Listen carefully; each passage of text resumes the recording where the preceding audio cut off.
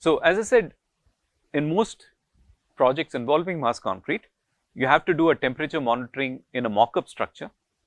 The advantage of doing a mock-up structure is you can also do an actual strength development assessment on the mock-up itself. You can take cores from the mock-up and then determine the strength.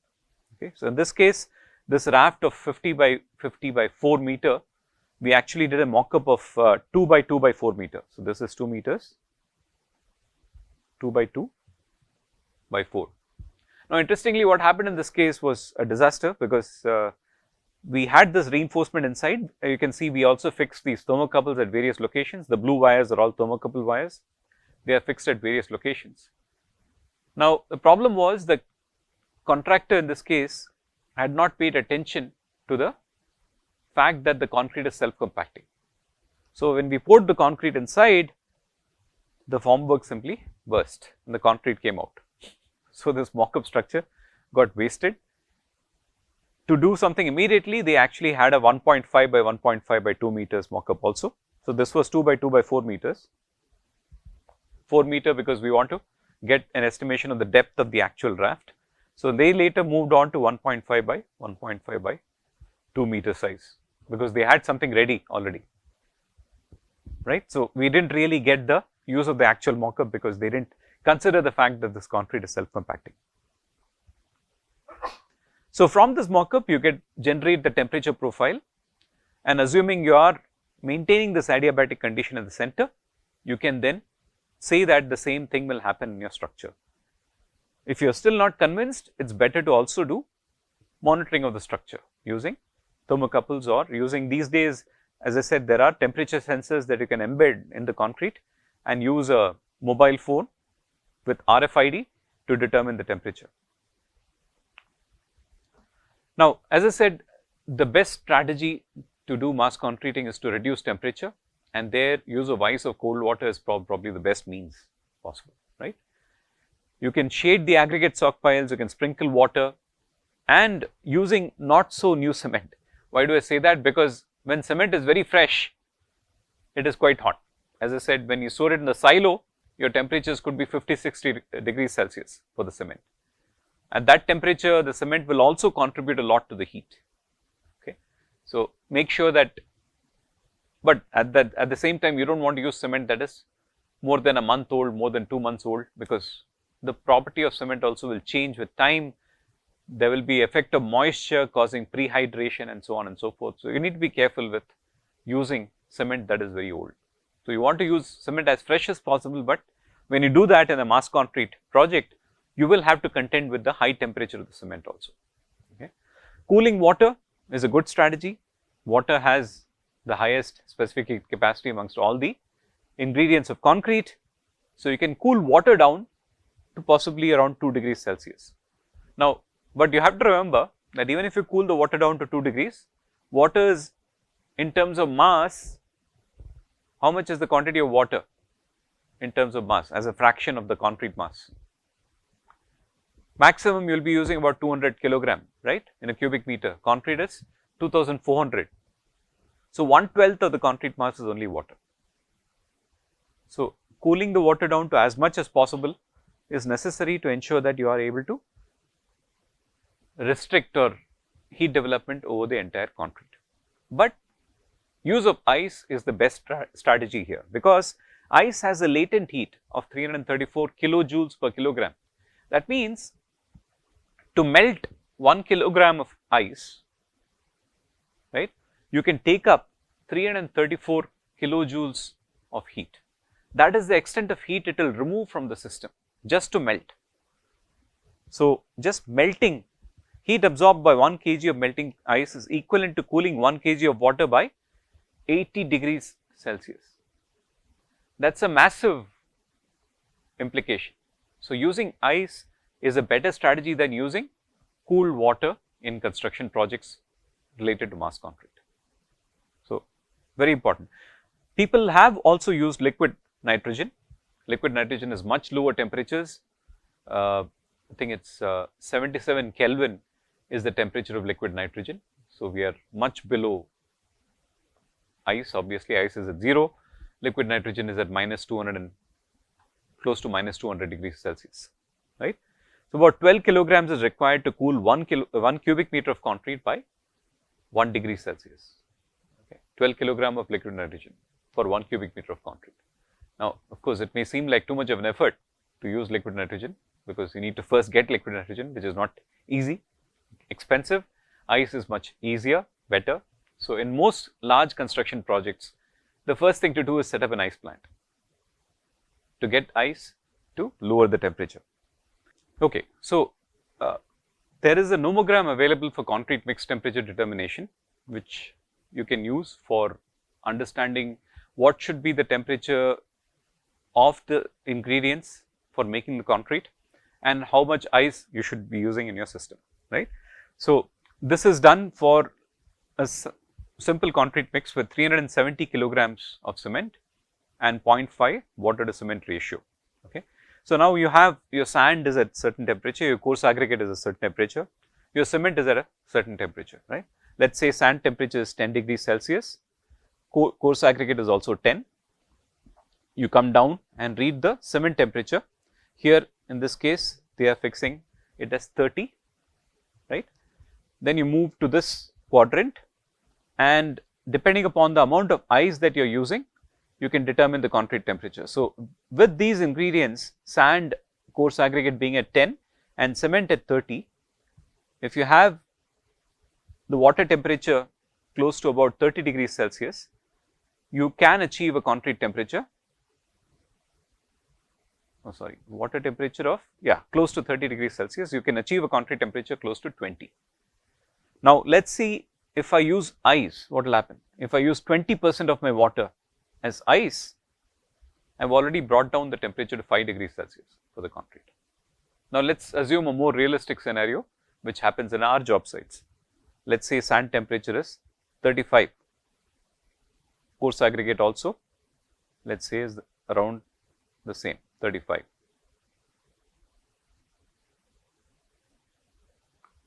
Let us say cement is at 50, okay. My lines are not perfect, but still.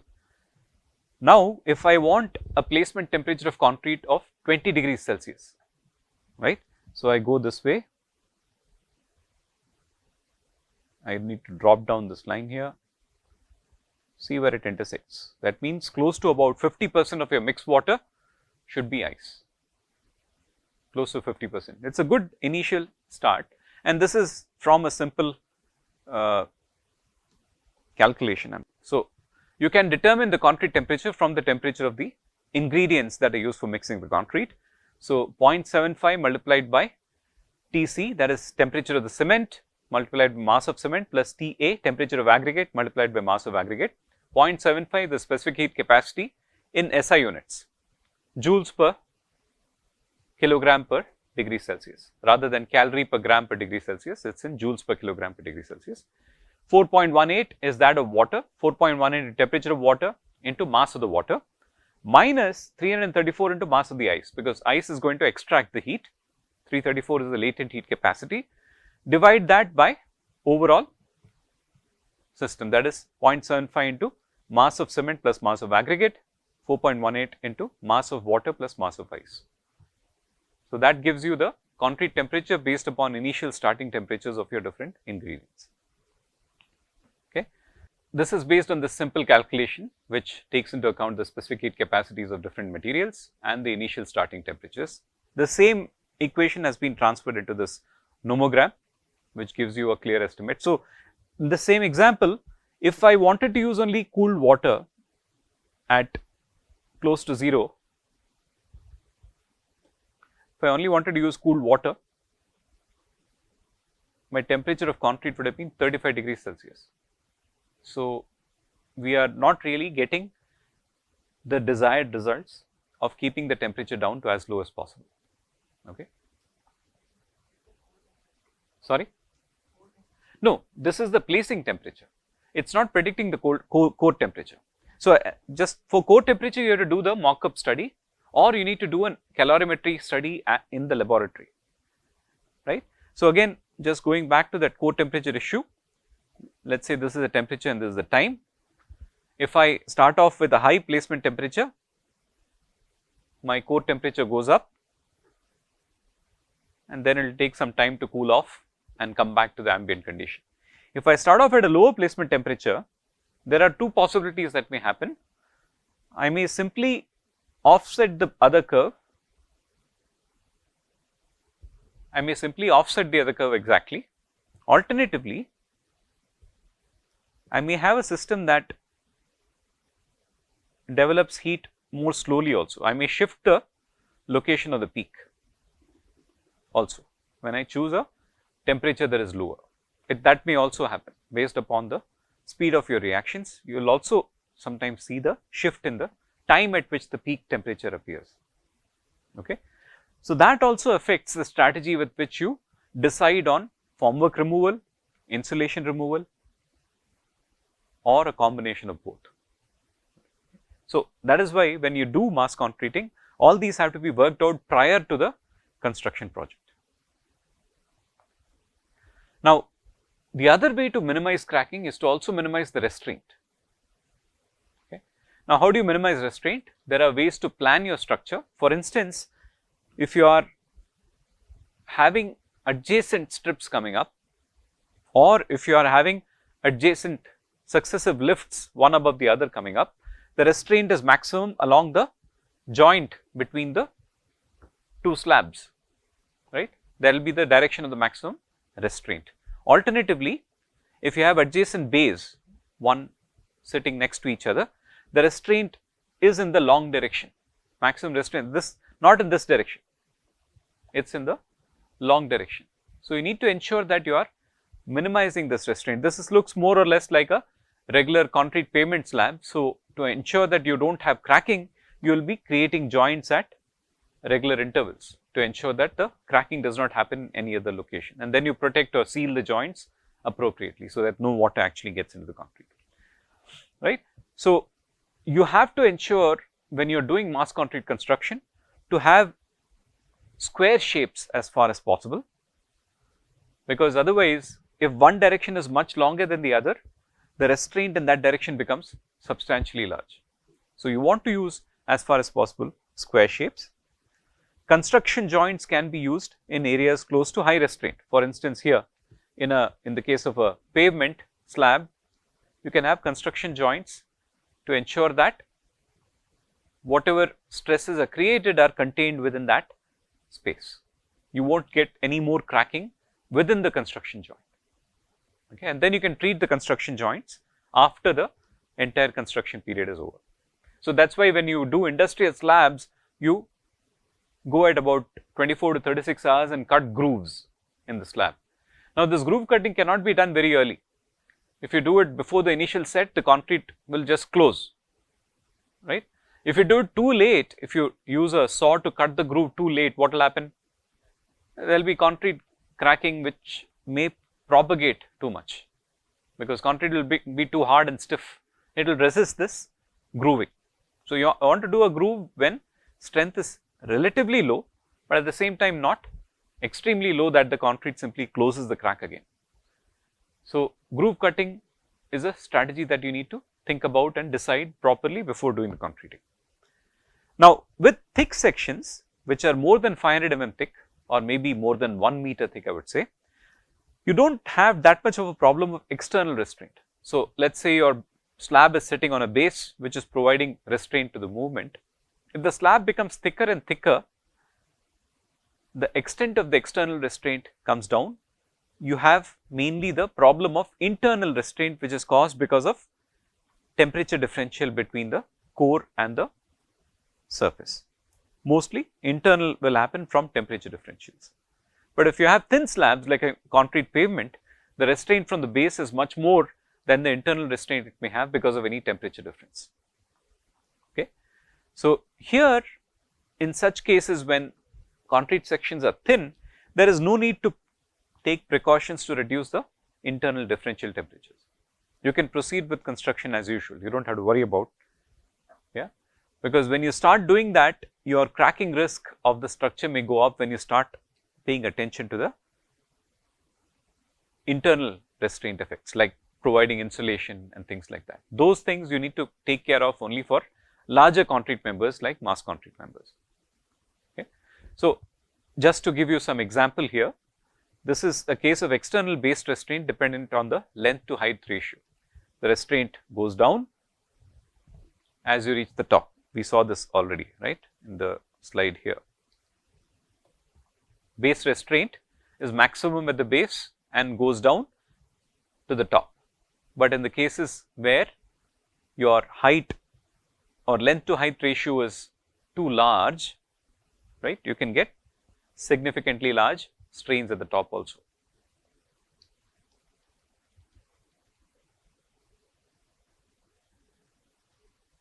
Yeah. In this case, gives you an idea about internal restraint from vertical temperature variation. Across the slab, the maximum restraint will be at the top and bottom, where the temperature differential is maximum, right.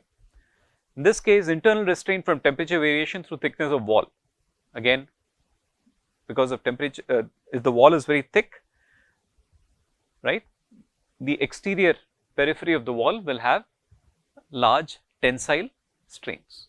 Restraint will be maximum there. Okay. Now, what we will have to do is obviously get a combined restraint of your entire segment by looking at all of these aspects, external based restraint and internal restraints which may appear because of the temperature differentials. Okay. In reality, you can actually separate out the two effects and concentrate on what is going to be dominant. So, in a pavement, you forget about internal temperature differential and concentrate only on the base restraint. In the case of a mass concrete like a raft, you forget about all the external restraint and you can try to minimize the temperature differential. So, what could be a good strategy, for instance, for an industrial floor? How thick is an industrial floor? Is it a mass concrete structure or not? Industrial floor. How thick typically is flooring used for industries? 500 would be very thick. Yeah, typically it will be of the order of 250 to 300 millimeters. So, in which case the same conditions as in the case of a pavement will apply. In many of these instances, industrial flooring, you can minimize the base restraint by putting a polythene sheet at the base also. That could be also a solution that many people use. Put a polythene sheet, something to reduce the restraint from the bottom. So, that is another strategy that is typically followed, because their base restraint is much more important than temperature differential. For instances where you want to reduce temperature differential, insulation strategy is quite good. Insulation can be done by several different ways. One is leaving the formwork in place, right. Supposing you have formwork on the sides, you can leave it in place for a longer period of time without removing it. Only thing is, if it is a steel formwork, steel is highly conductive, so heat will come out quite fast. If it is a if it is a plywood formwork, your heat will be retained for much longer time, because wood is not a good conductor of heat, right. So, for mass concrete structures, it is preferable to have plywood. Wooden formwork is preferable for mass concrete. If you are using steel, it is good to have a backing of polystyrene or thermocol, as we call it.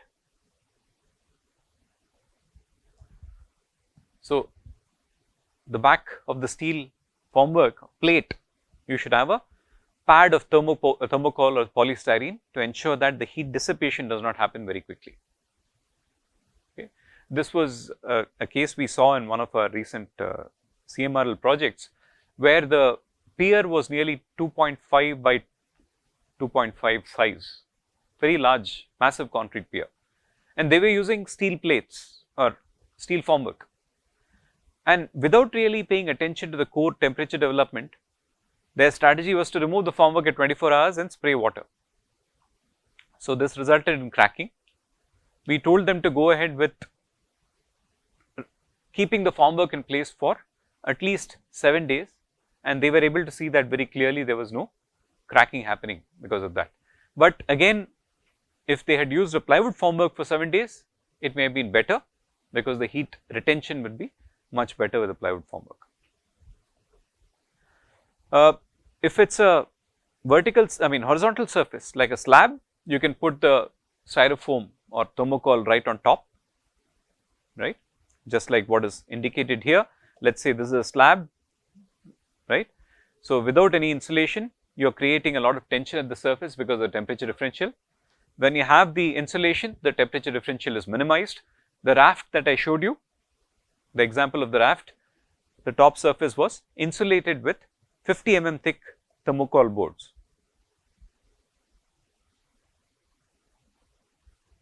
So, that is why when you see the data for the slab that I showed you previously, the differential temperature between the core and the top surface of the concrete was always maintained to less than 10 degrees Celsius because of the presence of the thermocol board on the top, okay. And as a result, you are minimizing this temperature differential. Problem is, if you remove this thermocol too early, you are probably going to cause an increase in the tension that happens. Very rapidly, you will dissipate the heat from the top, okay. Because of that, depending on the size of the member, there are some thumb rules with which you maintain the insulation for a long period of time. For instance, in this book by Bamford, it is given as if you are increasing your pore dimension, size of thickness of the raft pore from 0.5 to 4.5, your period of insulation is going up from 3 to 21 days. You maintain your insulation for 21 days if your pore dimension is 4.5 meters. In the case of this raft that I showed you previously, we used 50 mm thermocol boards which were kept in place for 6 weeks. Because we saw that at 28 days also, core temperature was nearly 75 degrees Celsius. So, we kept it in place for 6 weeks. Only after that the core temperature came down to between 60 and 65 Celsius, okay. So, the structure will continue to dissipate the heat outwards even after you remove the insulation after 6 weeks. There will still be some outward flow of heat that will happen very slowly, okay. So, you have to keep all this in mind. Again, just to round up that example from the raft pore, polythene sheeting on top of the finished surface, what is the purpose of that? No, not polythene sheet, to prevent evaporation of the top surface. You want to prevent evaporation of top surface, and on top of that 50 mm thick polystyrene pads were laid, okay. After 6 weeks, as I said, top surface temperature is about 10 to 15 higher than ambient. Ambient was 35 degrees, the top surface temperature of the concrete, which was measured just about 100 millimeters below the top surface, that was around 50 degrees Celsius, and the core was between 60 and 65. Okay. So, at that point it was decided that yes, we can remove the polystyrene because now your gradation of temperature is much more controlled and the concrete also has gained sufficient strength by that time. So, the possibility of cracking is quite less. We did this and we found that the concrete was indeed safe from cracking. Recently, we did the same thing in another construction project, but the concrete cracked. So, I do not know what the reason was, because we followed exactly the same strategy. Temperature monitoring was done.